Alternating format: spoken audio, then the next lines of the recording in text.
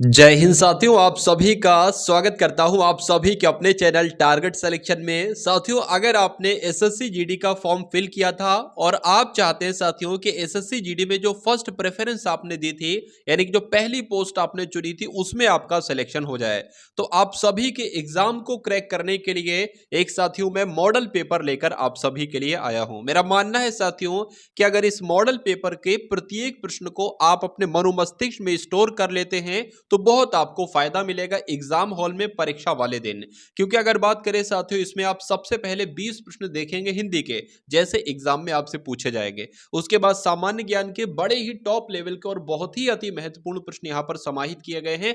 20 प्रश्न GK GS के होंगे। उसके बाद साथियों रीजनिंग के और फिर मैथ के, यानी कि चारों सब्जेक्ट को, चारों विषय को साथियों समाहित किया गया है इस एकमात्र क्लास में। तो सिलेक्शन के लिए साथियों इस क्लास को अगर आपने एंट्री किया है इस क्लास में तो एंड तक आप लोग देखिएगा, क्योंकि अधूरा ज्ञान साथियों खतरनाक होता है। तो पहला प्रश्न आपकी स्क्रीन पर है कि माल और सामान की बिक्री करने वाला को क्या कहते हैं, यानी कि जो भी अपना माल बेचता है, जो भी अपना सामान बेचता है, तो वो तो साथियों विक्रेता कहलाता है। अब अगर बात करें साथियों माल को खरीदने वाला क्या कहलाता है, तो माल को खरीदने वाले को क्रेता कहते हैं और बेचने वाले को विक्रेता कहते हैं। दो बातें आपको ध्यान रखना है। उसके बाद देखिए नेक्स्ट नंबर का प्रश्न है कि सही वर्तनी वाला शब्द आपसे पूछा जा रहा है। तो यहां पर साथियों जब हम लोग बात करते हैं सही वर्तनी के शब्द की है, तो अरण कैसे लिखा जाता है, जैसे आपका ऑप्शन नंबर सी में लिखा हुआ है ना अरण, ऐसे लिखा जाता है। और अरण का साथियों मतलब क्या होता है, अरण का मतलब होता है जंगल, यह भी आपको मालूम होना चाहिए। चलिए अमृत की अगर बात करें तो अमृत का समानार्थी शब्द आपसे पूछा जा रहा है, तो आपको मालूम होना चाहिए साथियों कि अमृत का समानार्थी शब्द होता है सुधा। आंसर अगर आपका है ऑप्शन नंबर सी के साथ तो बिल्कुल करेक्ट है। उसके बाद देखिए साथियों एसएससी जीडी के एग्जाम की अगर बात करें, स्पेशली एसएससी जीडी में खाली जगह वाले प्रश्न बहुत आते हैं। मैं आपको हर मॉडल पेपर में, हर मॉक टेस्ट में बताता हूं। तो अगर यह प्रश्न आपकी स्क्रीन पर आ जाए कि पृथ्वी का आकार गोल है, या पृथ्वी का क्षमता गोल है, या स्वरूप गोल है, या पृथ्वी का रूप गोल है, तो खाली जगह में साथियों कौन सा शब्द बिल्कुल सही तरीके से आ जाएगा। तो अगर आपका आंसर यहां पर ऑप्शन नंबर ए है तो बिल्कुल करेक्ट है, यानी कि पृथ्वी का आकार गोल है। उसके बाद देखिए कमर कसना ये एक मुहावरा है, और इस मुहावरे का साथियों अर्थ क्या होता है, हौसला करना, हौसला हारना, तैयार होना, सहारा देना या दर्द देना, बताइए। तो मैं कह सकता हूं साथियों किसी काम के लिए तैयार हो जाना क्या कहलाया जाता है, भाई उसने तो कमर कस ली। आंसर यहां पर जिनका बी है तो बिल्कुल करेक्ट है। सही वर्तनी वाले शब्द का चयन कीजिए, यानी कि शैक्षणिक साथियों किस प्रकार लिखा जाता है, कैसे लिखा जाता है शैक्षणिक, जैसे आपका ऑप्शन नंबर सी में लिखा हुआ है ना, इस प्रकार लिखा जाता है शैक्षणिक। ये आपको ध्यान रखना है, एग्जाम के पॉइंट ऑफ व्यू से बहुत इंपॉर्टेंट क्वेश्चन है और ये इस बार आपके एग्जाम में पूछा जाएगा। उसके बाद देखिए साथियों अगला प्रश्न आपकी स्क्रीन पर है कि इस गीत की दो चार लड़ियां, यहां पर जो लड़ियां शब्द लिखा हुआ है ना, यहां पर क्या शब्द आना चाहिए, क्या यहां पर कविता आना चाहिए, क्या इस गीत की दो चार झड़ियां सुना दो ये होना चाहिए, या इस गीत की दो चार कड़ियां सुना दो ये होना चाहिए, या इस गीत की दो चार छंद सुना दो। तो मैं कहूंगा साथियों मेरे अकॉर्डिंग तो यहां पर साथियों कड़ियां आना चाहिए, ये आपका गलत हो जाएगा। अब ये आपका सही होगा ना, तो यही आपके इस प्रश्न का बिल्कुल सही जवाब हो जाता। भाई बहुत बढ़िया, वेरी गुड क्लास। अब उसके बाद देखिए एक फिर से साथियों खाली जगह का प्रश्न आ गया है। उनकी आपस में लबझड़ हो गई, गड़बड़ हो गई, खटपट हो गई या फटफट हो गई, क्या कहते हैं साथियों। तो आपने बहुत सारा सुन रखा होगा साथियों, उनकी आपस में खटपट हो गई। आंसर आपका जाएगा ऑप्शन नंबर सी के साथ, और जिनका आंसर यहां पर सी है तो बिल्कुल करेक्ट है। उसके बाद देखिए साथियों ये प्रश्न बहुत ट्रेंडिंग वाला है, मतलब बहुत सारे एग्जाम में ये प्रश्न पूछा जा चुका है, जिसमें हिंदी पूछी जाती है और आने वाले समय में एसएससी जीडी के एग्जाम में भी आपसे पूछा जाएगा। तो सौम्य का साथियों विलोम क्या होता है, आप लोग ध्यान रखेंगे कि सौम्य का विलोम उग्र होता है। इसलिए जिनका आंसर यहां पर कुल मिलाकर ऑप्शन नंबर सी के साथ था, यानी कि बी के साथ था, सॉरी, तो बिल्कुल करेक्ट था। अब सही वर्तनी वाले शब्द को बताइए, यानी कि अगर बात करें साथियों अर्धवार्षिक परीक्षाएं आपकी होती होंगी बचपन में, तो अर्धवार्षिक कैसे लिखा जाता है, तो अर्धवार्षिक कैसे लिखा जाएगा, ऐसे लिखा जाएगा, ये तो अर्धवार्षिक लिखा हुआ है, कैसे लिखा जाएगा, ऐसे लिखा जाएगा, तो बिल्कुल सही, यानी कि जैसे ऑप्शन नंबर सी में लिखा हुआ है ना साथियों अर्धवार्षिक, बिल्कुल ऐसे लिखा जाएगा। इसलिए आंसर आपका जाएगा ऑप्शन नंबर बी के साथ। अब उसके बाद देखिए कि कर्कश का साथियों विलोम क्या हो सकता है, बताने की कोशिश कीजिए। तो कर्कश के साथियों विलोम की बात करें तो क्या होता है, बताने की कोशिश करेंगे, बताइए। चलिए देखिए कर्कश मतलब एक तरीके से होता है कटु, ठीक है ना, कटु होता है, तो ये तो एक तरीके से पर्यायवाची हो जाएगा। तो कह सकते हैं साथियों कर्कश का विलोम जो होगा वो मधुर होगा। ये आपको ध्यान रखना है। आंसर आपका जाएगा ऑप्शन नंबर बी के साथ। चलिए अब उसके बाद देखेंगे नेक्स्ट नंबर का प्रश्न आपकी स्क्रीन पर है कि राज्य के प्रति द्रोह करने वाले के वाक्यांश के लिए एक शब्द आपको चुनना है, यानी कि जो इंसान राज्य के प्रति द्रोह करता हो, द्रोह उसके मन में हो, तो उसको क्या कहेंगे साथियों? उसको राजद्रोही कहेंगे। क्या कहेंगे? उसको राजद्रोही कहेंगे। आपको ध्यान रखना है। और अगर साथियों बात करते हैं ना यहां पर कि जो राष्ट्र से प्रेम करता है उसको राष्ट्र प्रेमी कहेंगे, यानी कि जो राज्य के प्रति द्रोह करता है उसको राजद्रोही कहेंगे, और जो राष्ट्र से प्रेम करता है उसको राष्ट्र प्रेमी कहेंगे। ये आपको ध्यान रखना है। शहीद साथियों किसे कहा जाता है? जो भी अपने देश के लिए अपनी जान को कुर्बान कर देता है उसको शहीद कहा जाता है। उसके बाद देखिए जिसकी गिनती ही ना की जा सके उसके लिए एक शब्द आपको बताना है, क्या हो सकता है बताइए। चलिए तो साथियों अगर बात करें जिसकी गिनती ही नहीं की जा सकती उसको तो अगणनीय कहेंगे। गणनीय किसे कहेंगे? गणनीय तो जिसकी गिनती की जा सकती है, लेकिन जिसकी गिनती नहीं की जा सकती उसको अगणनीय कहेंगे। बात आपको दोनों बातें साथियों ध्यान रखना है, ठीक है ना। चलिए उसके बाद साथियों अगर बात करें अगले नंबर के प्रश्न की, आंसर आपका क्या होगा? जिसकी तुलना ना की जा सके इसके लिए आपको एक शब्द बताना है, बताइए। चलिए तो जिसकी तुलना ना की जा सके, देखिए जिसकी तुलना की जा सकती हो उसको तो तुलनीय कहा जाता है, तो तुलनीय ये हो जाएगा। लेकिन जिसकी तुलना ना की जा सके उसको क्या कहा जाएगा? उसको साथियों अतुलनीय कहा जाएगा। ये आपको ध्यान रखना है। आंसर आपका अगर है ऑप्शन नंबर ए के साथ तो बिल्कुल करेक्ट है। इसमें साथियों सामान्य ज्ञान के भी आने वाले टाइम में प्रश्न देखेंगे। 20 प्रश्न हिंदी के करेंगे, उसके बाद फिर सामान्य ज्ञान के प्रश्नों की तरफ बढ़ेंगे, और उसके बाद रीजनिंग के, और उसके बाद मैथ के। तो ये क्लास साथियों आपके लिए डेली यहां पर होती है। तो चैनल आप सभी लोग सब्सक्राइब कर लीजिए, बेल आइकन पर क्लिक कर लीजिए, क्योंकि ये जो कंटेंट आपको दिया जा रहा है अगर ये पढ़ते रहे आप एग्जाम तक तो एग्जाम साथियों बहुत आसान आपके लिए हो जाएगा। मैं आपको उस शिखर तक साथियों पहुंचा दूंगा जिस शिखर पर आपको होना चाहिए, जिस शिखर पर जाने से आपका एग्जाम को क्रैक आप कर पाएंगे। चलिए तो कोई दिक्कत नहीं साथियों, एसएससी जीडी में सिलेक्शन आपका इस बार बहुत आराम से होगा, बहुत आराम से। तो अगर बात करें साथियों आंसू का समानार्थी शब्द क्या होगा, यहां पर ये आपसे पूछा जा रहा है। तो आंसू के तो साथियों बहुत सारे समानार्थी शब्द बनते हैं, आपको भी पता होगा। नयन जल भी कहते हैं, नयन मतलब आंख हो जाएगी, जल मतलब आंखों का जल, तो आंसू को साथियों क्या नयन जल भी कहते हैं, चक्षु जल भी कहते हैं साथियों, आंसू भी कहते हैं। आंसू को क्या कहते हैं साथियों? चक्षु जल भी कहते हैं, नेत्र नीर नीर भी कहते हैं, नेत्र नीर भी कहते हैं। आपको ध्यान रखना है। यहां पर अगर बात करें साथियों क्या राइट आंसर होगा? अश्रु भी होगा, क्योंकि आंसू को अश्रु भी तो कहा जाता है। तो जिनका आंसर कुल मिला के डी है तो बिल्कुल करेक्ट है। अब उसके बाद देखिए कि दिए गए शब्द के समानार्थी शब्द का आपको चयन करना है, यानी कि राजा का समानार्थी इसमें से क्या होगा? नृप होगा, वृंद होगा, विप्र होगा या यति होगा? तो यहां पर साथियों आंसर आपका किस ऑप्शन के साथ जाएगा? अगर आपका आंसर यहां पर नृप है तो बिल्कुल करेक्ट है, यानी कि राजा को नृप भी कहा जाता है। उसके बाद देखिए कि खाली जगह का आपके स्क्रीन पर एक प्रश्न है, बताइए इसका राइट आंसर कि डैश तुम निर्भय हो उतने ही ईमानदार भी हो, क्या आएगा? तो कितने तुम निर्भय हो उतने ही ईमानदार भी हो, वैसे तुम निर्भय हो उतने ही ईमानदार भी हो, जैसे तुम निर्भय हो उतने ही ईमानदार भी हो, या जितने तुम निर्भय हो उतने ही ईमानदार भी हो, बताइए। चलिए तो यहां पर साथियों मेरे हिसाब से जो शब्द यहां पर आएगा, जितने तुम निर्भय हो उतने ही ईमानदार भी हो, तो आंसर आपका जाएगा ऑप्शन नंबर डी के साथ, यानी कि डी वाला शब्द साथियों खाली जगह में बिल्कुल सही तरीके से बैठ जाएगा। अब उसके बाद देखेंगे साथियों 20 प्रश्न किसी वजह से शायद नहीं हो पाए, तो अब आपके साथियों यहां पर सामान्य ज्ञान के प्रश्न हो चुके। मैं क्षमा चाहता हूं कि 20 प्रश्न किसी वजह से टाइप नहीं हो पाए होंगे साथियों सामान्य ज्ञान के। खैर शांत घाटी की अगर बात करते हैं साथियों, शांत घाटी साथियों ये किस राज्य में स्थित है? तो शांत घाटी कहां पर स्थित है? केरल में स्थित है, आपको ध्यान रखना है। अगले नंबर का प्रश्न देखिए कि निम्न में से किस तिथि को सूर्य तथा पृथ्वी के बीच न्यूनतम दूरी होती है? यानी कि वो एक डेट आपसे पूछी जाती है, वो एक तारीख आपसे पूछी जाती है जिस तारीख को साथियों सूर्य और पृथ्वी के बीच सबसे कम दूरी होती है, तो 3 जनवरी को साथियों ऐसा होता है। उसके बाद देखिए सर्वोच्च न्यायालय यानी कि सुप्रीम कोर्ट के न्यायाधीश की सेवानिवृत्ति की यानी कि रिटायरमेंट की आयु कब तक होती है? तो 65 वर्ष की उम्र में साथियों ये सुप्रीम कोर्ट के न्यायाधीश को रिटायरमेंट दी जाती है। आंसर आपका अगर है बी के साथ तो बिल्कुल करेक्ट है। अब उसके बाद देखिए कि साइबेरियाई क्रेन भारत के किस पक्षी अभ्यारण्य में नियमित रूप से आते हैं? तो अगर बात करें साथियों एक भरतपुर अभ्यारण्य है भरतपुर अभ्यारण्य कहाँ पर है साथियों? राजस्थान में है। राजस्थान के भरतपुर अभ्यारण्य में ही साथियों साइबेरियाई क्रेन आते हैं, ये आपको ध्यान रखना है। अगर बात करें भरतपुर साथियों जो जगह है ना, जिला है, ये भी राजस्थान में है।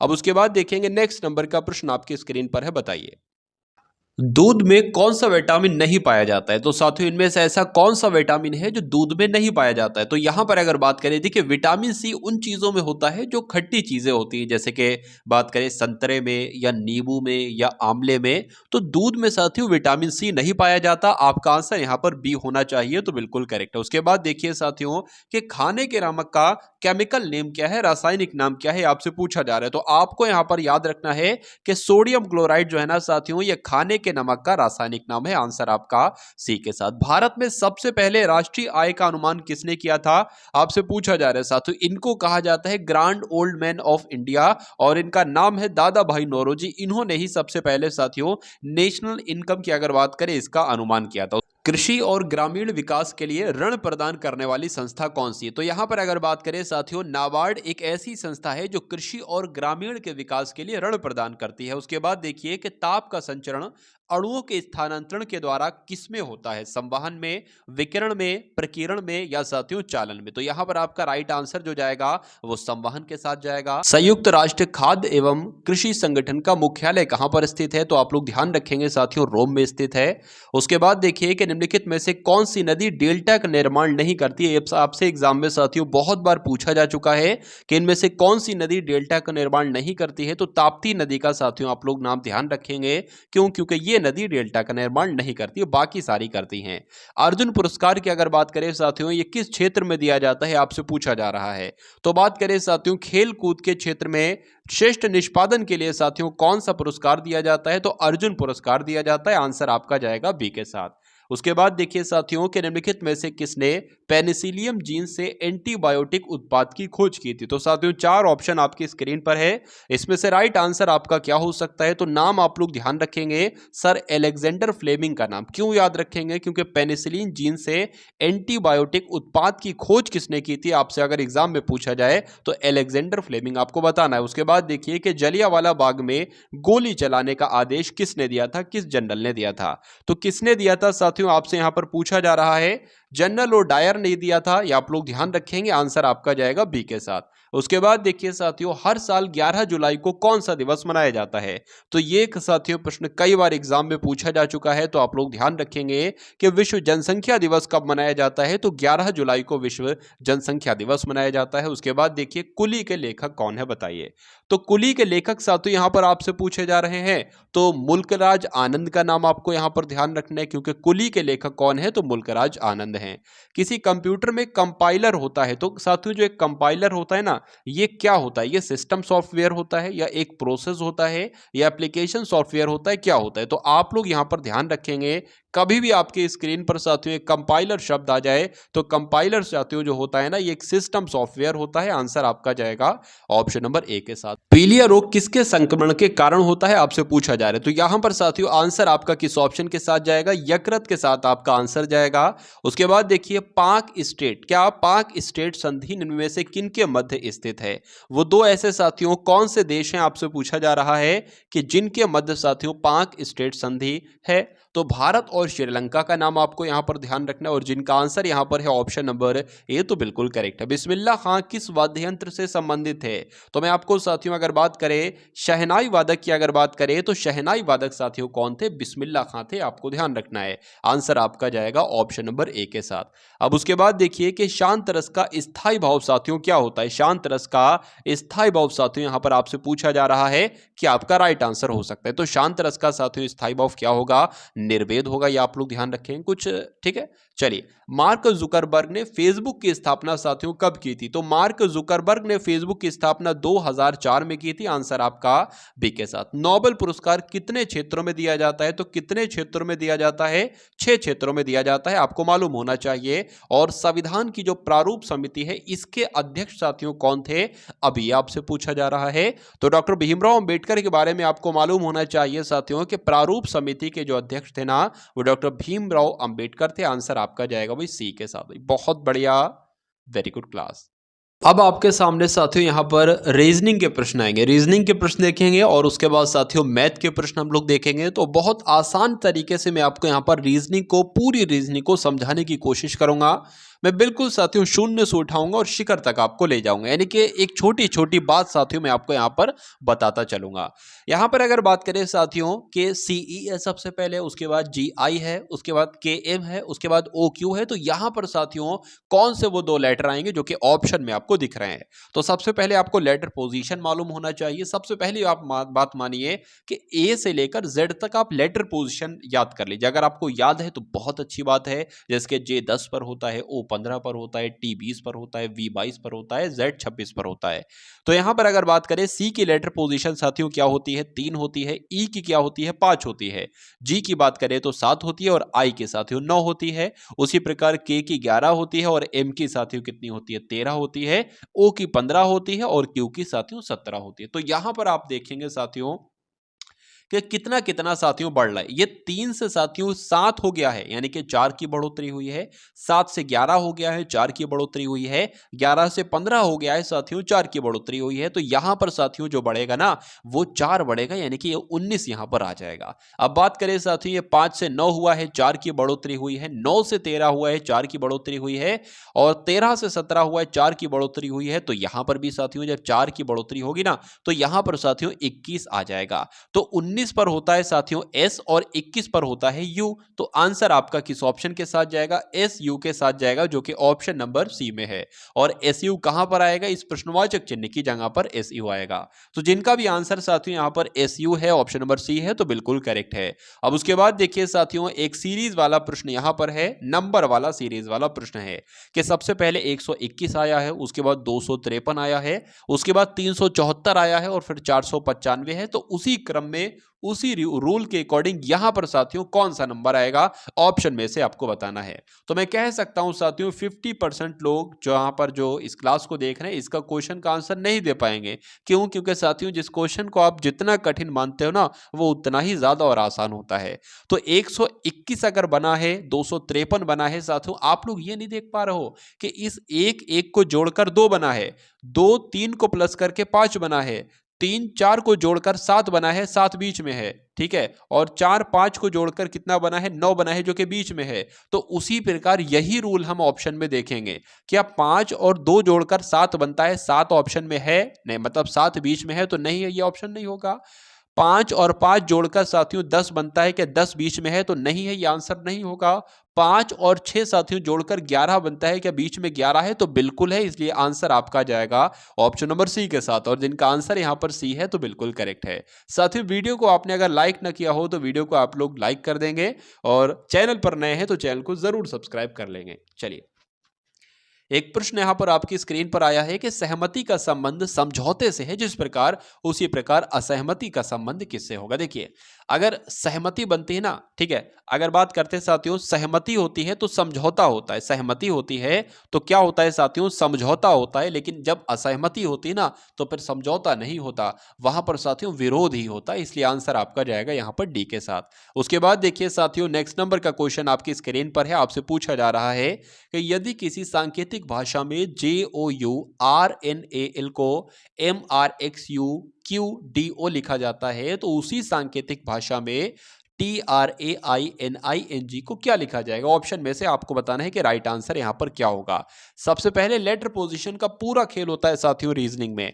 जे की बात करें तो जे आपका 10 नंबर पर आता है। उसके बाद क्या लिखा हुआ है साथियों, ओ लिखा हुआ है जो कि 15 नंबर पर आता है। और यू आपका साथियों 21 पर आता है, आर 18 पर आता है, एन 14 पर आता है, ए 1 पर आता है और एल आपका 12 पर आता है। अब इसकी लेटर पोजीशन देख लेते हैं। एम आपका कितने पर आता है, 13 पर आता है, आर 18 पर आता है, एक्स आपका 24 पर आता है, यू 21 पर आता है, क्यू 17 पर आता है, ठीक है ना। उसके बाद डी 4 पर आता है और ओ 15 पर आता है। तो आप यहां पर एक चीज देख रहे होगे कि 3 बड़ा है, 3 नंबर बड़ा है 10 से 13, वो यहां पर भी 3 नंबर बड़ा है, यहां पर भी 3 नंबर बड़ा है, मतलब सब हर जगह 3-3 नंबर की ही बढ़ोतरी हो रही है। तो अगर बात करें साथियों जो यहां पर ट्रेनिंग लिखा हुआ है यहां पर भी 3-3 नंबर की बढ़ोतरी होगी। तो सबसे पहले इसकी लेटर पोजीशन हम लोग लिख लेते हैं, क्योंकि लेटर पोजीशन में साथियों क्या हो जाती है, आसानी हो जाती है और कोई दिक्कत नहीं है साथियों। चलिए तो 20 में 3 जोड़ेंगे 23 आ जाएगा, 18 में 3 जोड़ेंगे 21 आ जाएगा, यहाँ पर 4 आ जाएगा, यहाँ पर 12 आ जाएगा, यहाँ पर साथियों 17 आ जाएगा, 9 में 3 जोड़ेंगे 12 आ जाएगा,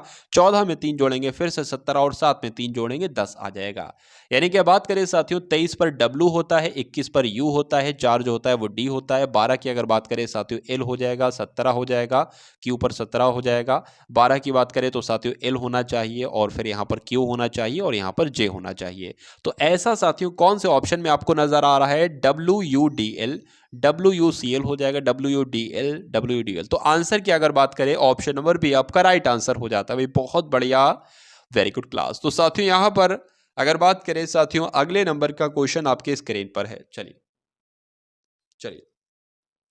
साथियों इस वीडियो को देखने के बाद मैंने आपके लिए कुछ और मॉडल पेपर आपके लिए तैयार कर रखे हैं जो किस पर आधारित हैं? पूरे साथियों प्रीवियस ईयर पर आधारित हैं। अगर बात करें जैसा इस बार पेपर आएगा वैसे ही आप लोग उसमें क्वेश्चंस देंगे।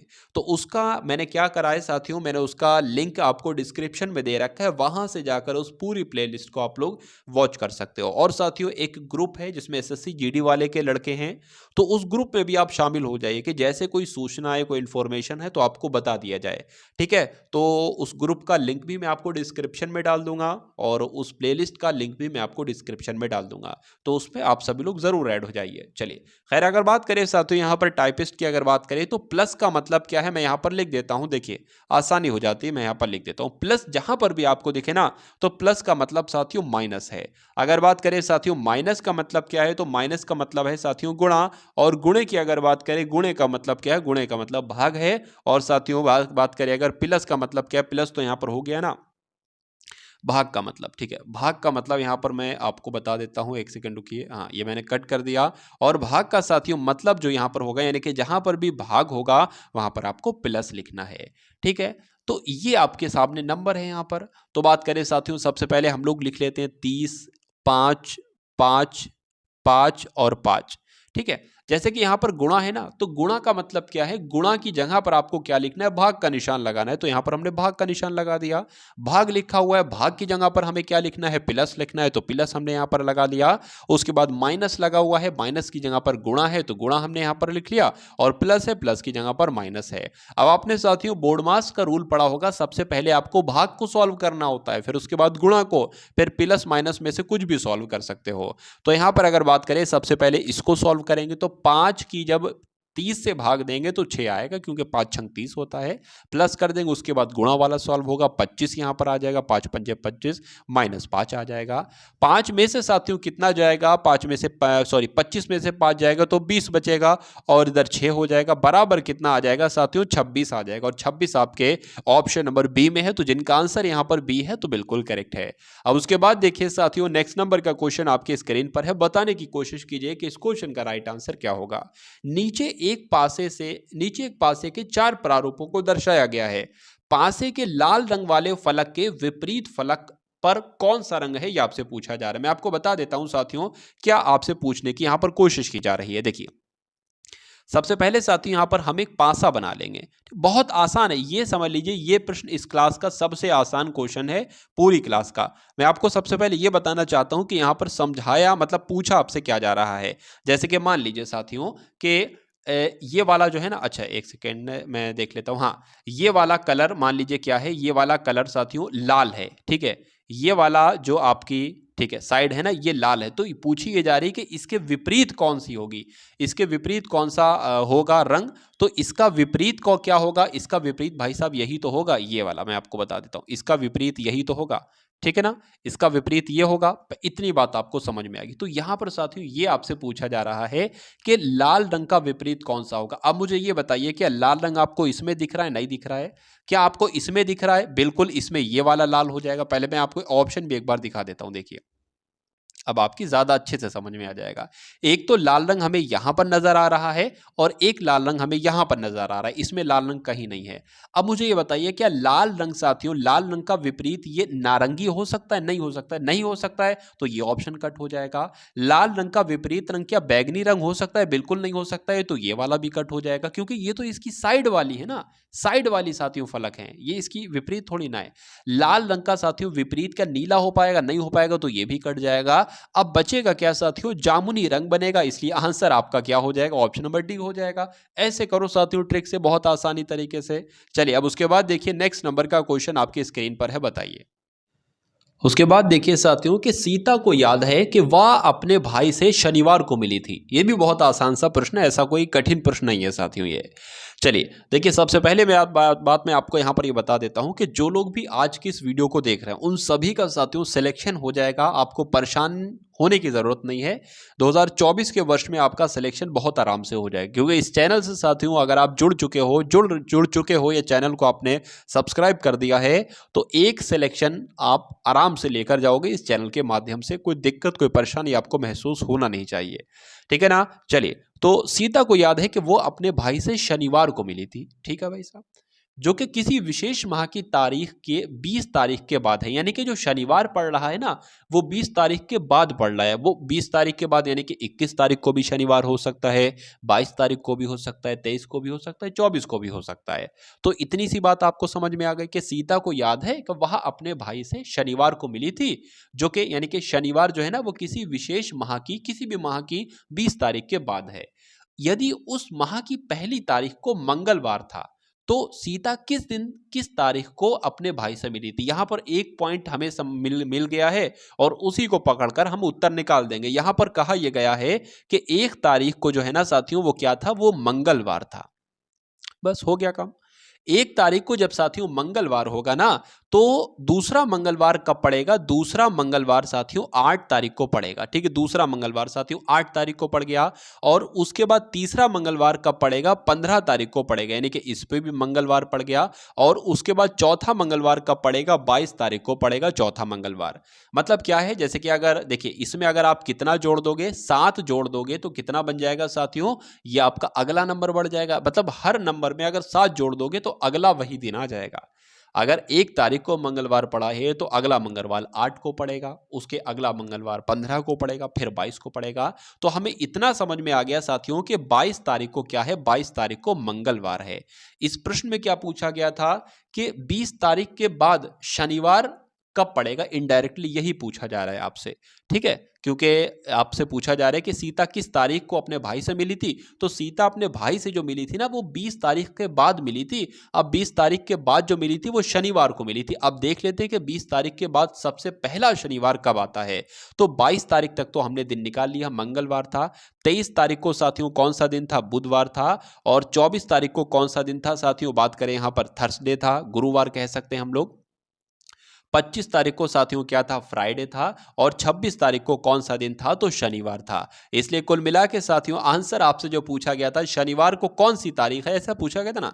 हाँ, किस तारीख को अपने भाई से मिली, तो शनिवार को अपने भाई से मिली, और उस शनिवार को 26 तारीख थी। तो यहां पर आंसर आपका साथियों जो जाएगा वो ऑप्शन नंबर डी के साथ जाएगा, और जिनका आंसर यहां पर डी है तो बिल्कुल करेक्ट भाई, बहुत बढ़िया, वेरी गुड क्लास। अब उसके बाद देखिए, यदि बादल को सफेद कहा जाए, सफेद को वर्षा कहा जाए, वर्षा को हरा कहा जाए, हरे को हवा कहा जाए, हवा को नीला कहा जाए, और नीले को जल कहा जाए, तो पक्षी कहां पर उड़ेंगे। बच्चा बच्चा जानता है साथियों, पक्षी हवा में उड़ते हैं। और हवा को यहां पर क्या कहा गया है साथियों, हवा को यहां पर क्या कहा गया है, नीला कहा गया है, ठीक है ना। तो जब हवा को साथियों यहां पर नीला कहा गया है, तो आंसर आपका किस ऑप्शन के साथ जाएगा, नीले के साथ जाएगा, जो कि ऑप्शन नंबर ए में है भाई, बहुत बढ़िया, वेरी गुड क्लास। अब उसके बाद देखेंगे साथियों, नेक्स्ट नंबर का क्वेश्चन आपके स्क्रीन पर है कि आपका मुंह अगर दक्षिण पश्चिम की दिशा में है। सबसे पहले मैं आपको ये बता देता हूं साथियों, आप अपने एग्जाम हॉल में बैठे हैं, मान लीजिए आप यहां पर बैठे हैं, ठीक है। मैं थोड़ा छोटा इसको करके बतला देता हूं आपको। आपको 2 बातें यहां पर याद रखना है जो मैं आपको हर बार बताता हूं। आप एग्जाम हॉल में बैठे हैं, आप ऐसे बैठे हैं, आपके साथियों पूरब जो होगा ना साथियों, वो पूर्व इधर हो जाएगा आपका, ठीक है। आपका दक्षिण जो होगा ना साथियों, वो दक्षिण आपका इधर हो जाएगा। और पश्चिम आपका जो होगा ना साथियों, वो पश्चिम आपका इधर हो जाएगा। और उत्तर आपका साथियों इधर हो जाएगा। अब अगर मैं आपसे पूछ रहा हूं कि बताइए मुझे ये साइड कौन सी होगी, तो ये साइड कौन सी होगी, उत्तर है, पूरब है, तो ये साथियों साइड जो आपकी कहलाएगी ना, वो उत्तर पूर्व कहलाएगी। अब अगर मैं आपसे ये पूछूं कि ये वाली साइड क्या कहलाएगी, तो ये वाली साइड साथियों आपकी पूर्व दक्षिण कहलाएगी, ठीक है ना। ये वाली साइड दक्षिण पश्चिम कहलाएगी, ये वाली साइड पश्चिम उत्तर कहलाएगी। तो ये पॉइंट आपको ध्यान रखना है अगर इस क्वेश्चन का आंसर आप देना चाहते हो। तो यहां पर साथियों कहा गया है, फिर से मैं एक बता देता हूं, ठीक है। मान लीजिए आप ये है, और एक और पॉइंट मैं आपको बता देता हूं, ठीक है। सीधा हाथ जो होता है ना साथियों, सीधा हाथ वो दायां हाथ होता है और उल्टा हाथ जो होता है वो बायां हाथ होता है, ठीक है ना। ये दो पॉइंट आपको याद रखना है। अगर बात करें साथियों, आपका मुंह दक्षिण पश्चिम की दिशा है, दक्षिण आपका ये हो जाएगा, पश्चिम आपका ये हो जाएगा, यानी कि इसकी बात कर रही है, यानी कि आप ये बैठे और आपका मुंह साथियों इधर को है, इसने कहा है। यदि आप 135 डिग्री बाईं ओर मुड़े हो, बाईं किधर होता है, आपका उल्टा हाथ होता है, जब इधर मुंह करोगे तो बाईं बाईं हाथ इधर ही तो होगा साथियों, ठीक है ना। तो दूसरा पॉइंट, अच्छा एक बात मुझे ये बताइए कि ये और ये कितना कोण बना रहा है। मगर जैसे कि अगर अभी ये है और ये हो जाए तो मैं कहूंगा साथियों 90 डिग्री घुमाया है मैंने, ठीक है। और अगर ये मैं कहूं तो ये 45 डिग्री घुमाया है, यानी कि यहां पर कोई था और इधर घूम कर आ गया, तो मतलब यहां पर था और ऐसे आ गया तो 45 डिग्री है, और अगर ऐसे था तो और ऐसे आ गया तो साथियों 90 डिग्री है। तो इतना आपको मालूम होना चाहिए साथियों। चलिए, तो अगर बात करें साथियों, यहां पर मैं आपको बता देता हूं, देखिए सबसे पहले 135 डिग्री का है ना, तो अगर 90 यहां पर इसका मुंह था, 90 डिग्री घुमाएंगे तो यहां पर आ जाएगा। अरे भाई ये 90 डिग्री का तो ही कोण बना, 90 डिग्री कहेंगे तो यहां पर आ जाएगा। अब 90 डिग्री प्लस 45 डिग्री 135 डिग्री होता है। अब 90 डिग्री घुमा दिया गया, 45 डिग्री और घुमाएंगे तो उसका मुंह इधर की तरफ आ जाएगा, यानी कि उसका मुंह साथियों पूर्व की दिशा आ जाएगा। तो पूछा जा रहा है साथियों 135 डिग्री बाईं ओर घुमाने पर उसका मुंह किस दिशा में आ जाएगा, तो पूर्व दिशा में आ जाएगा। इसलिए आंसर आपका जाएगा ऑप्शन नंबर सी के साथ। और जिनका आंसर यहां पर सी है तो बिल्कुल करेक्ट भाई, बहुत बढ़िया, वेरी गुड क्लास। अब उसके बाद देखिए साथियों, अगले नंबर का क्वेश्चन आपकी स्क्रीन पर है कि 17 है, 13 है और 221 है, उसके बाद 12 है, 19 है, 228 है। तो जिस रूल से साथियों ये बना है ना साथियों, ये उसी रूल से यहां पर कौन सा नंबर आएगा, यानी कि कुछ कैलकुलेशन करी गई है, कुछ भी करी गई है, जोड़ा गया है, घटाया गया है, स्क्वायर करके घटाया गया है। 13 17 से 221 बना है, मुझे ऐसा लगता है। 12 19 से 228 बना है, तो उसी रूल के अकॉर्डिंग जो इसमें रूल लगा है, 13 18 से यहां पर साथियों कौन सा नंबर बनेगा, इतनी सी बात आपको सिर्फ बताना है। चलिए, सबसे पहले इसको जोड़ोगे तो 221 बनना इम्पॉसिबल है। इसकी अगर गुणा करा लें साथियों, तो एक बार देख लेते हैं हम लोग कि 13 और 17 की अगर गुणा करा ली जाए तो क्या ये बनेगा साथियों, ठीक है। तो साथियों आपका 21 हो जाएगा, 7 एकम 7 9 हो जाएगा, ठीक है। 13 यहाँ पर आ जाएगा तो 1 आ जाएगा साथियों, 12 का 2 और ये आपका 221, बिल्कुल सही मिल गया आंसर। यानी कि इन दोनों की गुणा कराई गई है और ये आ गया। उसी प्रकार इसकी भी गुणा कराई गई, देख लेते हैं। 9 दूना कितना होता है साथियों, 9 दूना 18 होता है, तो 8 आना चाहिए अंत में, बिल्कुल साथियों। अब अगर बात करें साथियों, 8 तियां कितने होते हैं, 8 तियां आपके 24 होते हैं, तो अंत में 4 आना चाहिए। क्या ऐसा कोई ऑप्शन है जिसके अंत में 4 आ रहा है? बिल्कुल आ रहा है। अब एक बार हम लोग रिस्क नहीं लेंगे, एक बार गुणा कराकर ही यहाँ पर हम लोग देख लेंगे साथियों। तो 8 तियां आपका 24 हो जाएगा, 8 एकम 8 और 2 आपका कितना हो जाएगा, 10 हो जाएगा। यहाँ पर आपका 13 आ जाएगा, 4 हो जाएगा, 3 हो जाएगा, 2 हो जाएगा, बिल्कुल साथियों 234 आंसर आपका यहाँ पर आएगा। और जिनका आंसर यहाँ पर बी है तो बिल्कुल करेक्ट है। अब उसके बाद देखिए साथियों, नेक्स्ट नंबर के क्वेश्चन आपके स्क्रीन पर है। देखिए आपके एग्जाम में 80 प्रश्न पूछे जाएंगे, जिसमें से 20 प्रश्न सामान्य ज्ञान के, 20 प्रश्न हिंदी के, 20 प्रश्न मैथ के और 20 प्रश्न रीजनिंग के। मैंने यहाँ पर साथियों 20 प्रश्न हिंदी के भी आपको कराए, 20 प्रश्न सामान्य ज्ञान के भी आपको कराए, लेकिन यहाँ पर 10 प्रश्न मैंने रीजनिंग के लिए थे और 10 ही प्रश्न मैं आपके लिए मैथ के यहाँ पर लाया हूँ। तो अब आपके सामने साथियों मैथ के यहाँ पर क्वेश्चन स्टार्ट हो गए हैं, ठीक है। बहुत ज़्यादा समय भी मैं आपका खर्च करवाना नहीं चाहता और बहुत लंबी वीडियो ना बन जाए ये भी मैं नहीं चाहता। एक छोटी सी वीडियो में आपका ज़्यादा से ज़्यादा कंटेंट आपको देना चाहता हूँ। चलिए, तो उसके बाद देखिए साथियों कि एक आदमी किसी काम को 12 दिनों में करता है, एक और आदमी है, दूसरा आदमी है, वो उसी काम को 16 दिनों में करता है। तो कौन आलसी ज्यादा हुआ? ये वाला दूसरा आदमी ज्यादा आलसी हुआ। तो अगर दोनों मिलकर उस काम को करें तो कितने दिनों में पूरा कर लेंगे, ये आपसे पूछा गया है। कभी भी आपसे साथियों पूछा जाए कि एक आदमी है भैया ए मान लेते हैं, वो 12 दिनों में कार्य कर लेता है, दूसरा आदमी है बी मान लेते हैं, वो 16 दिनों में कार्य कर लेता है। तो अगर साथियों ये ए और बी दोनों मिलकर कार्य करें तो कितने दिन में पूरा करेंगे? तो इस सवाल को, इस प्रकार के सवाल को, या 3 लोग भी हो जाते हैं कभी कभी, तो इसको कैसे करेंगे? पहला स्टेप आप यहां पर जो लेंगे ना, वो एक ऐसा नंबर यहां पर रखेंगे साथियों जो 12 के पहाड़े में भी आए और 16 के पहाड़े में भी आए। बहुत आसान लैंग्वेज में आपको बता रहा हूं। तो साथियों यहां पर कौन सा ऐसा नंबर होगा, देख लेते हैं साथियों। 16 कम 16 16 32 16 48 होता है, बिल्कुल 48 लिख लिया। तो अच्छा, कितनी बार में आता है 12 के पहाड़े में? तो मैं कहूंगा 12 चौक 48 4 बार में आता है। 16 के पहाड़े में 48 कितनी बार में आता है? तो मैं कहूंगा 3 बार में आता है। इतनी कहानी आपको समझ में आ गई होगी।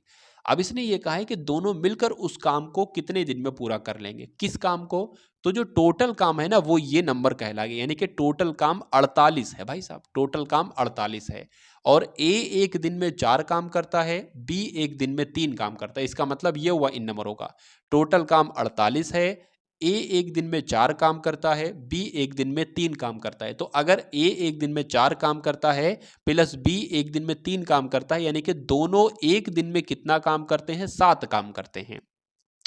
अब बच्चा बच्चा बता देगा कि टोटल काम 48 है और दोनों मिलकर एक दिन में साथियों 7 काम करेंगे, तो कितने दिन में ये 48 काम कर पाएंगे? तो इसको इसको डिवाइड कर दो, कुछ नहीं करना है साथियों, 7 एकम 7 हो जाएगा, 7 छंग आपका 42 हो जाएगा। 7 छंग जब आपका 42 हो जाएगा ना, ये पूरा पूरा तो कटेगा नहीं साथियों। तो इसको देखिए, अब इस टाइप का आंसर आएगा 7 सही 6/7 या 6 सही 6/7। तो ऐसे लाने के लिए हम क्या करते हैं, 48/7 को जब भी आप कट करोगे या तो पॉइंट में आएगा, और पॉइंट में आंसर हमको चाहिए नहीं है, तो नीचे जो संख्या होगी वो नीचे लिख देंगे। और यहाँ पर कितनी आया? 7 छंग 42, तो 6 यहाँ पर आ जाएगा साथियों। 7 छंग 42 आया और बचा कितना? अरे भाई 42 है ना, 48 है तो 6 ही तो बचेगा। तो यहाँ पर साथियों 6 सही 6/7 दिनों में वो दोनों मिलकर कार्य कर लेंगे। आंसर आपका जाएगा ऑप्शन नंबर डी के साथ। अगर पॉइंट में आंसर होता तो आप ऐसे कर देते, 7 एकम 7, 7 छंग आपका 42 हो जाएगा, कितना बचेगा? 6 बचेगा, पॉइंट लगाएंगे 0 बढ़ाएगा, 7 सत्ते 49, 7 सत्ते 49, 7 अट्ठे 56, यानी कि 6.8 दिन में वो पूरा काम करेंगे दोनों लोग। दो संख्याओं का मासा यानी कि महत्तम समापवर्तक कितना है? 11 है, और लघुत्तम समापवर्तक कितना है यानी कि लासा कितना है? 7700 है। इनमें से एक संख्या कितनी है? 275 है, तो दूसरी संख्या कितनी है? तो इस टाइप का क्वेश्चन साथियों हर एक बार में आपके एग्जाम में पूछा ही पूछा जाता है। तो आपको क्या करना है साथियों? आपको कुछ नहीं करना है, लासा मासा का गुणा आपको करना है, बराबर पहली संख्या गुणा दूसरी संख्या, ये होता है। ठीक है, मतलब दोनों लासा मासा का आप गुणा करेंगे, बराबर पहली संख्या गुणा दूसरी संख्या, आप ऐसे कर देंगे। तो अगर दोनों लासा मासा का गुणा करें तो लासा कितना है साथियों?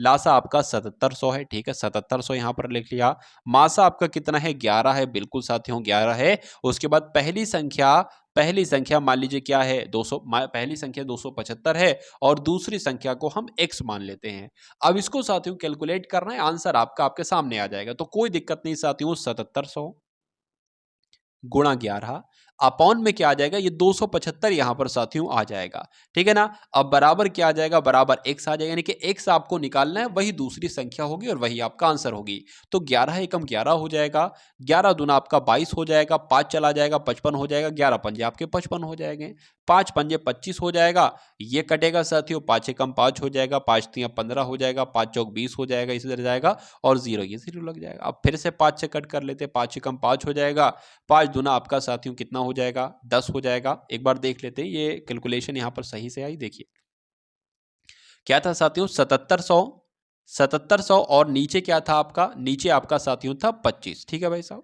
5 पंजे 25 हो जाएगा, 5 एकम 5 हो जाएगा, 2 चला जाएगा, 5 पंजे 25 हो जाएगा। ठीक है, अच्छा ठीक है। उसके बाद साथियों यहाँ पर 2 चला जाएगा, उसके बाद 5 चौक आपका 20 हो जाएगा, 0 लग जाएगा। 5 से इसको कट कर लेते हैं, 5 एकम 5, 5 तिया 15 हो जाएगा। और साथियों अब 40 डायरेक्ट काटेंगे ना, 2 नंबर एक साथ, तो 0 लगता है, और 5 अट्ठे आपका 40 हो जाएंगे, यानी कि आंसर आपका जो जाएगा वो 308 के साथ जाएगा, जो कि ऑप्शन नंबर ए के साथ है भाई। उसके बाद देखिए नेक्स्ट नंबर का क्वेश्चन आपकी स्क्रीन पर है, देखिए और बताइए कि इस क्वेश्चन का राइट आंसर आपका क्या हो सकता है।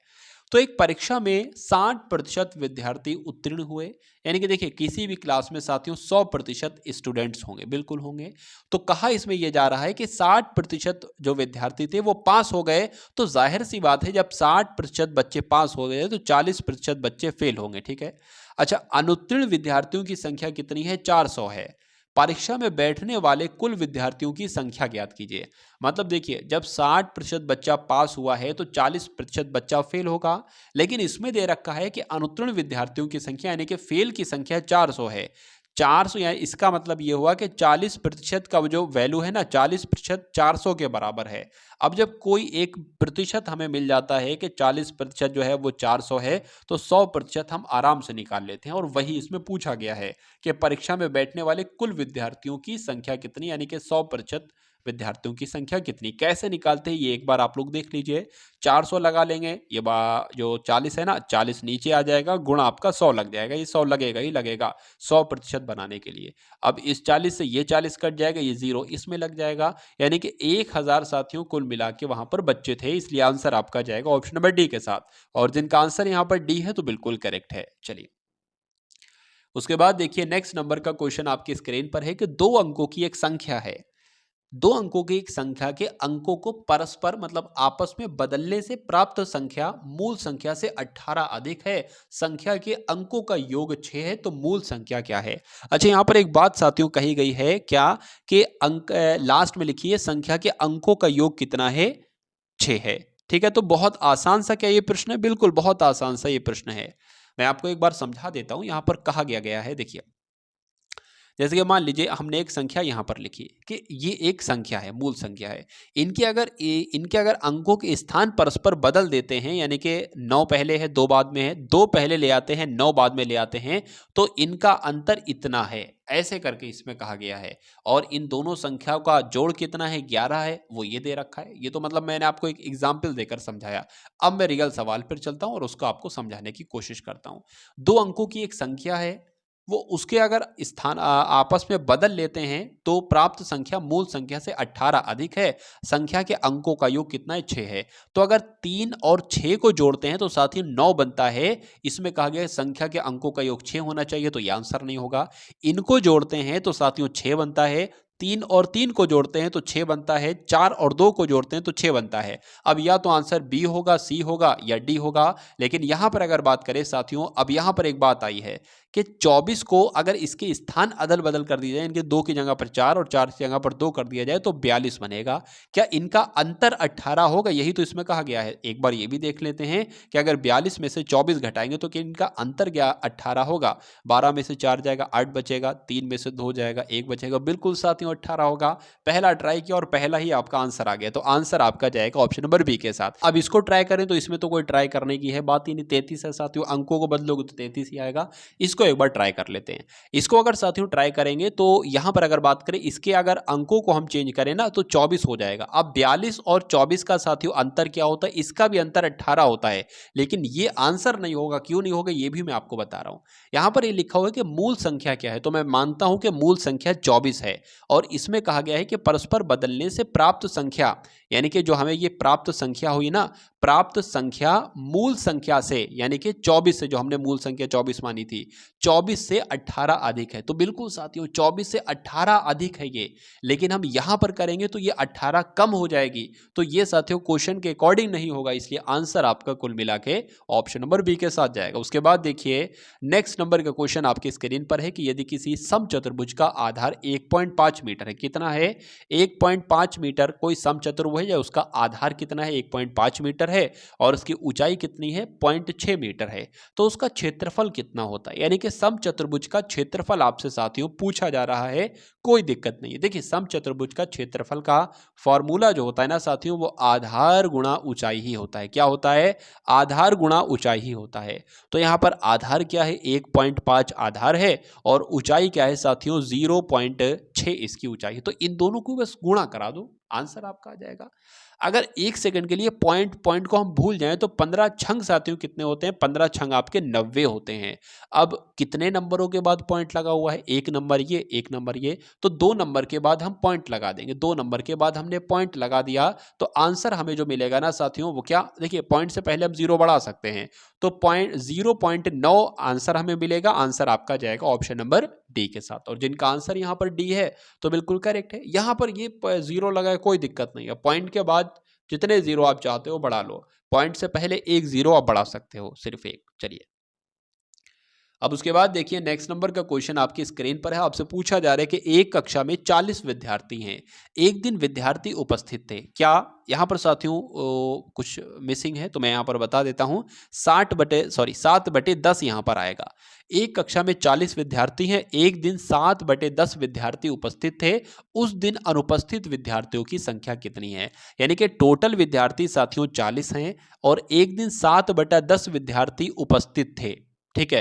तो 40 का 7/10 कितना होगा? 40 का 7/10 साथियों 28 होगा। यानी कि 40 तो टोटल कुल मिला के विद्यार्थी हैं, लेकिन कितने उपस्थित हैं? 28 उपस्थित हैं। तो अनुपस्थित कितने हैं भाई साहब? अनुपस्थित कितने बने? 12 ही तो बने, क्योंकि 40 में से 28 घटाओगे तो 12 ही तो आएगा। तो आंसर आपका किसके साथ जाएगा साथियों? ऑप्शन नंबर डी के साथ जाएगा, और जिनका आंसर यहाँ पर डी है तो बिल्कुल करेक्ट है। अब उसके बाद देखिए नेक्स्ट नंबर का क्वेश्चन आपकी स्क्रीन पर है, देखिए और बताइए राइट आंसर क्या है। 5 है, 10 है, x है, ये कोई नंबर ही होगा, 6 होगा, 7 होगा, 8 होगा, मतलब इसमें से होगा कोई। ठीक है, 7 है, इसका औसत जो आता है वो औसत साथियों 6 आता है, तो x का मान आपसे पूछा जा रहा है। तो यहाँ पर साथियों सबसे पहले तो आपसे ये पूछा जाता था कि 4 संख्याएं हैं, उनका औसत बताइए कितना होगा। तो हम देख लेते हैं साथियों, देख लेते हैं यहाँ पर 6 क्या हो जाएगा? 6 आपका औसत हो जाएगा। कुल मिला के संख्याएं कितनी है साथियों? संख्याएं आपकी 4 संख्याएं हैं। ठीक है, तो मैं कह सकता हूं साथियों कि इनका जोड़ कितना होना चाहिए? 6 चक्कू 24, 24 इनका जोड़ होना चाहिए। किनका 24 जोड़ होना चाहिए? 5, मैं आपको बता देता हूं ये भी किसका जोड़ होना चाहिए, 5 + 10 + x + 7, इनका जोड़ कितना होना चाहिए? 24 होना चाहिए। अगर बात करें 5 और 10 15, 15 और साथियों कितना हो जाएगा? ये आपका 22 हो जाएगा। यानी कि साथियों 22 तो हमें मिल गया है। तो बच्चा बच्चा बता देगा साथियों x बराबर 2 होगा, x का मान 2 होगा। तो x का मान आपसे पूछा जा रहा था, x का मान आपका 2 हो जाएगा। तो जिनका आंसर यहाँ पर बी है तो बिल्कुल करेक्ट है। अब उसके बाद देखिए अगर आपकी कुछ भी समझ में ना आए तो कमेंट सेक्शन में आप एक बार कमेंट करके बताएंगे कि सर मेरी यहाँ पर मुझे समझ में नहीं आया है, मैं आपको पर्सनली रिप्लाई करने की वहाँ पर कोशिश करूँगा। और एक प्यारे से कमेंट के माध्यम से ये बताइएगा कि वीडियो आपको कैसी लग रही है, वीडियो कंटिन्यू करना चाहिए या नहीं करना चाहिए। ठीक है, तो ये बात साथियों मुझे बता देंगे। चलिए, A/B, ऐसा क्वेश्चन भी आपके एग्जाम में पूछा जाता है। A/B जो है ना वो 3:4 है, यानी कि A अगर 3 है तो B 4 है, तथा B/C 4:5 है, यानी कि B अगर 4 है तो C 5 है। तो मुझे ये बताइए A/C कितना होगा। देखिए, अगर हमारे पास क्या है, अगर हमारे पास साथियों A/B है और अगर हमारे पास B/C है, तो हम A/B/C निकाल सकते हैं, बिल्कुल निकाल सकते हैं। कैसे निकालोगी, इसकी एक ट्रिक है। A/B कितना है? तो 3:4 है। आपको इस प्रकार से करना जैसे मैं आपको बता रहा हूँ। B अनुपात कितना है? 4:5 है। B अनुपात कितना है? 4:5 है। तो A/B/C निकालने के लिए आपको एक काम करना पड़ेगा, आपको इस प्रकार से ऐसे करना पड़ेगा। मतलब सबसे पहले 3 की गुणा किससे करोगे? 4 से करोगे, ये आप कितना आ जाएगा? 12 आ जाएगा। फिर 4 की गुणा इससे करोगे, मतलब ऐसे चलेगा। सबसे पहले इसकी गुणा इस नंबर से, फिर इसकी गुणा इस नंबर से, इसकी गुणा इस नंबर से, इसकी गुणा इस नंबर से कराई, 12 आया। फिर 4 की 4 से कराएंगे 16 आएगा। फिर 4 की 5 से कराएंगे साथियों 20 आएगा। तो क्या हुआ? यही तो हमारा निकल गया। A/B/C कितना हो जाएगा? 12:16:20। लेकिन इसको हम कट कर लेंगे, एक बार इसको हम छोटा बना लेते हैं ना, कट कर लेते हैं। तो 2 छंग 12, 2 अट्ठे 16, 2 धाम 10, 2 धाम 20। और कट होता है? बिल्कुल होता है। 2 तियां 6, 2 चौक 8, 2 पंजे 10। तो ये हमारा निकला है। अब अगर हमसे ये पूछा जाता है कि A/B/C का अनुपात बताइए, तो आपके सामने है। लेकिन यहाँ पर A और C का अनुपात पूछा है, तो A का अनुपात साथियों 3 है और C का अनुपात 5 है। इसलिए आंसर आपका जो जाएगा वो 3:5 के साथ जाएगा। और जिनका आंसर यहाँ पर B है तो बिल्कुल करेक्ट है। उसके बाद देखिए साथियों अगले नंबर का क्वेश्चन आपकी स्क्रीन पर है, बताइए कि 7 ग्राम 1 किलोग्राम का कितना दशमलव भाग है। कल को आपसे ये भी पूछा जा सकता है कि बताइए 10 ग्राम जो है ना वो 1 किलोग्राम का कितना दशमलव है, 5 ग्राम वो 1 किलोग्राम का कितना दशमलव है, 100 ग्राम ये 1 किलोग्राम का कितना दशमलव है। तो इसको करने के लिए 7 ग्राम लिखेंगे सबसे पहले, मतलब 7 लिख लेंगे। ठीक है, और बटे में साथियों क्या लिख लेंगे? 1 किलोग्राम को ग्राम में बदलेंगे तो 1000 ग्राम आएगा, क्योंकि 1 किलोग्राम में 1000 ग्राम ही होते हैं। अब इसको कैलकुलेट करा दोगे। नीचे क्या है? नीचे 3 जीरो हैं, और 3 जीरो को जब कट करोगे तो ऊपर 3 नंबर के बाद पॉइंट लगाओगे। 1 नंबर ये हो गया, 2 नंबर ये हो गए, 3 नंबर ये हो गए, अब पॉइंट लग जाएगा। तो कैलकुलेशन करके साथियों आपको क्या मिलेगा? 0.007 मिलेगा। इससे पहले भी हम जीरो बढ़ा सकते हैं, सिर्फ एक। तो ऐसा आप साथियों कहां पर देख पा रहे हो? ऐसा तो ऑप्शन नंबर सी में देख पा रहे हो, और यही आपका राइट आंसर हो जाता है। अब उसके बाद देखिए आज की इस क्लास का साथियों अंतिम क्वेश्चन आपकी स्क्रीन पर है। आपसे पूछा जा रहा है कि यदि किसी शहर की जनसंख्या 70,000 है और उसमें पहले वर्ष 10% और दूसरे वर्ष 20% की वृद्धि होती है, तो इन 2 वर्षों के बाद जनसंख्या कितनी हो जाएगी? तो इसको करने का बहुत आसान तरीका है साथियों। कितनी जनसंख्या है? 70,000 जनसंख्या है। पहले वर्ष में 10% की वृद्धि होती है, तो देखिए अगर 100% है और 10% की वृद्धि हो जाएगी तो 110% ही तो हो जाएगी। तो पहले वर्ष में साथियों जनसंख्या 110% हो जाती है, प्रतिशत की जगह है ना, तो नीचे 100 लगता है, आपको मालूम होगा। दूसरे साल कितनी हो जाती है? 20% हो जाती है। मैंने आपको बताया था अगर 100 है तो 20% की वृद्धि होती है, यानी कि 120 हो जाती है। तो 120% हो जाती है, बटे में 100 लगेगा। अरे भाई इसका ये 10%, मान लो कहीं पर अगर 10% लिखा है तो 10/100 हो जाता है, कहीं पर 20% लिखा है तो 20/100 हो जाता है। अब इन 2 जीरो से ये 2 जीरो कैंसिल, इन 2 जीरो से ये 2 जीरो कैंसिल। अब आपको साथियों क्या बताना है? 7 गुणा 11 गुणा 120 आपको बताना है। सॉरी, यहां पर तो जीरो आएगा ना, यहां पर जीरो आएगा, मतलब 7 गुणा 110 गुणा 120 का वैल्यू आपको बताना है। कोई दिक्कत नहीं है। अगर साथियों बात करते हैं तो 11 की 7 से कराएंगे कितना आ जाएगा? 77 आ जाएगा। 0 1 लगाए, कोई दिक्कत नहीं है। इसकी 12 से कराएंगे तो कितना आ जाएगा साथियों? 12 सत्ते कितना होता है? 84। ठीक है, ऐसा नहीं आएगा साथियों। ठीक है, कोई दिक्कत नहीं। मैं करके दिखा देता हूँ आपको, सही तरीके से करके दिखा देता हूँ। 7 दूना आपका कितना हो जाएगा? 14 हो जाएगा। 7 दूना 14 हो जाएगा और यहाँ पर 15 हो जाएगा और यहाँ पर साथियों 77 आ जाएगा। ठीक है ना। अब इसको देख लेते हैं, ये आपका 4 हो जाएगा, 12 का 2 हो जाएगा, 8 9 हो जाएगा, तो 924 डबल जीरो, एक जीरो इसका, एक जीरो इसका बढ़ा लो। ठीक है, तो 2 जीरो ये हो गए, तो 9 क्या आ जाएगा साथियों? 92,400 आपका आंसर आ जाएगा।